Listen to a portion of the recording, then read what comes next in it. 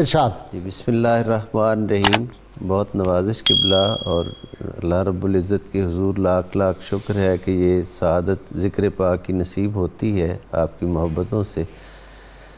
حضرت بیدم وارسی علیہ رحمت نے بارگاہ نبوی میں یوں عرض کیا تھا: عدم سے لائی ہے ہستی میں آرزوئے رسول، کہاں کہاں لیے پھرتی ہے جستجوئے رسول، شگفتہ گلشن زہرا کا ہر گلے شگفتہ گلشن زہرا کا ہر گلے تر ہے، کسی میں رنگ علی اور کسی میں بوئے رسول صلی اللہ علیہ وآلہ وسلم۔ تو حضرت شہزادہ علی اکبر اس حوالہ سے خانوادہ اہل بیت اطہار میں بہت زیادہ ممتاز اور منفرد ہیں کہ آپ عین عکس رسالت مآب صلی اللہ علیہ وآلہ وسلم تھے، اور آپ کی ذات والا شان کو شبیہ مصطفیٰ صلی اللہ علیہ وآلہ وسلم ہونے کا اعزاز حاصل تھا۔ اس ضمن میں تذکار پاک میں ایک حضرت امام حسین علیہ السلام کا ایک حضور کی بشارت جو ہے اس حوالہ سے ایک واقعہ مذکور ہے، جس کی طرف آپ نے بھی اشارتاً فرمایا کہ حضور امام حسین علیہ السلام کو جو سرکار سے محبت تھی اور سرکار کو جو امام حسین علیہ السلام سے محبت تھی، اس کے تو سیاستہ اور احادیث کی کتب میں سینکڑوں ارشادات موجود ہیں، واقعات موجود ہیں۔ حضرت امام حسین علیہ السلام حضور کے فراق میں بے چین رہا کرتے تھے، تو ایک شب کریم آقا صلی اللہ علیہ وآلہ وسلم نے آ کر پیار کیا اور فرمایا: میرے بیٹے حسین اس قدر پریشان کیوں رہتے ہو؟ تو عرض کیا: نانا جان مجھے آپ کی جدائی جو ہے وہ بہت شاق اور گراں گزرتی ہے۔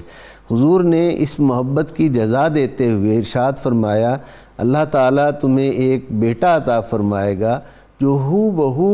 شکل و شباہت کے اعتبار سے بھی، گفتار و رفتار کے اعتبار سے بھی، اخلاق و سیرت کے اعتبار سے بھی جو بالکل میری شبیہ ہوگا، اللہ تعالیٰ تمہیں وہ بیٹا مبارک کرے۔ اس بشارت کو حضرت امام حسین علیہ السلام نے تمام خانوادہ اہل بیت میں اس کا ذکر کیا کہ مجھے آقا نے، نانا جان نے یہ بشارت دی ہے۔ تو انتظار تھا حضرت شہزادہ علی اکبر کا کہ وہ کب تشریف لاتے ہیں۔ حضرت امام حسین علیہ السلام کی زوجہ محترمہ حضرت ام لیلہ، جو حضرت عروہ بن مسعود ثقفی کی جو ہے وہ پوتی ہیں، ان کی بطن سے آپ کی تشریف آوری ہوئی۔ حضرت ابی مرہ آپ کے نانا جان ہیں، جو حضرت عروہ بن مسعود ثقفی کے صاحبزادے ہیں، بیٹے ہیں۔ عروہ وہی ہیں جو جی صلح حدیبیہ کے موقع پہ جو حاضر ہوئے ہیں، اپنی دانش کے اعتبار سے، فکر کے اعتبار سے پورے طائف میں اور سب سے اہم اور عظیم عرب میں سمجھے جاتے تھے۔ قرآن حکیم میں بھی ذکر آیا نا، ذکر آیا ہے وہ جو کہتے تھے کہ اگر پیغمبر کوئی آنا ہوتا تو ولید بن مغیرہ اور قرآن حکیم نے حقایتاً اس بات کو بیان کیا ہے، نام تو نہیں لیے، حقایتاً بیان کیا ہے کہ یہ کفار یہ کہتے ہیں کہ اگر کوئی پیغمبر آنا ہوتا تو طائف کے سرداروں میں سے یا مکہ کے سرداروں میں، اس سے مراد مفسرین نے طائف کے سردار سے حضرت عروہ کے لیے اور مکہ کے ولید بن مغیرہ کے لیے۔ تو یہ یعنی اتنی بڑی شخصیت، لیکن اللہ نے کمال ہے، ادھر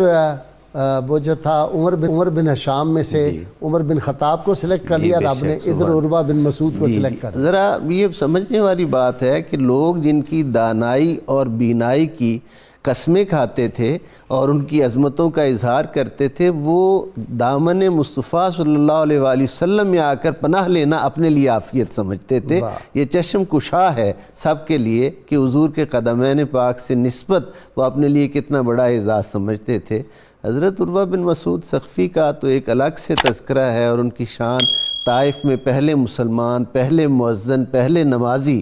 اللہ تعالیٰ پہلے شہید اسلام کے طائف میں۔ کیسی انہوں نے وہ تصویر کھینچی ہے رسول اللہ صلی اللہ علیہ وسلم کے جو پروانے، فرزانے، دیوانے تھے، ان کی محبت رسول کی وہ جو حضرت امام بخاری علیہ رحمت نے اور دیگر محدثین نے اپنی اپنی کتب احادیث میں باقاعدہ جگہ دی ہے، اور وہ منظر اس لیے پیش کیا ہے کہ تعظیم رسالت مآب صلی اللہ علیہ وآلہ وسلم کا جو سبق ہمیں حضور صحابہ کرام علیہ رضوان کے نقش قدم سے ملتا ہے، امت کے لیے وہ سبق ہو کہ آقا علیہ تحیت و تسلیم جب انہیں دانشور سمجھتے ہوئے مذاکرات کے لیے حدیبیہ کے مقام میں بھیجا گیا ہے، میں سامعین و ناظرین کے لیے یہ 2 جملے ایڈ کر رہا ہوں، بھیجا گیا کہ یہ ٹیبل ٹاک کے ماہر ترین شخص ہیں، اپنی بات منوا لیتے ہیں، ٹھیک ہے، اس وجہ تو وہ سے خاندان میں صلاحیتیں جو عالی نسب ہوتے ہیں ان کی نسل میں بھی آگے وہ صلاحیتیں بے شک جاتی ہوتی ہیں۔ جی ڈاکٹر طاہر متنولی، اوصاف اکبر کیا ہو بیاں، ہم شکل نبی ہم وصف علی، وہ چاند تھا ام لیلا کا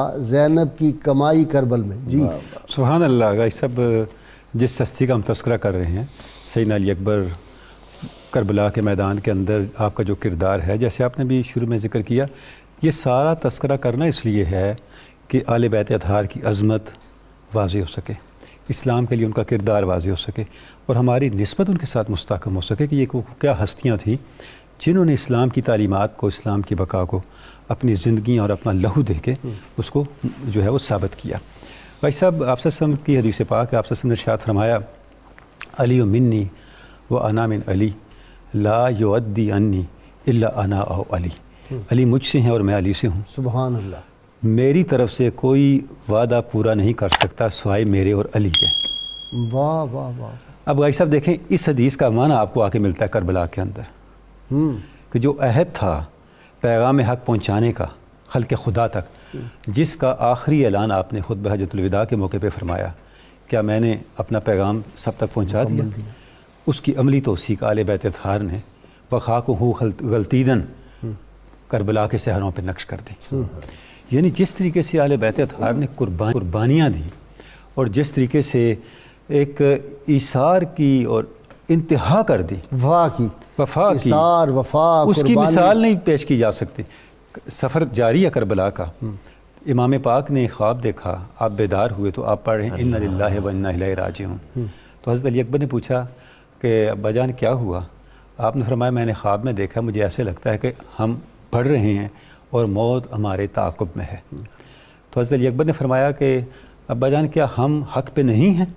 فرمایا ہم حق پہ ہیں۔ تو فرمایا پھر خوف کس بات کا؟ واہ واہ واہ۔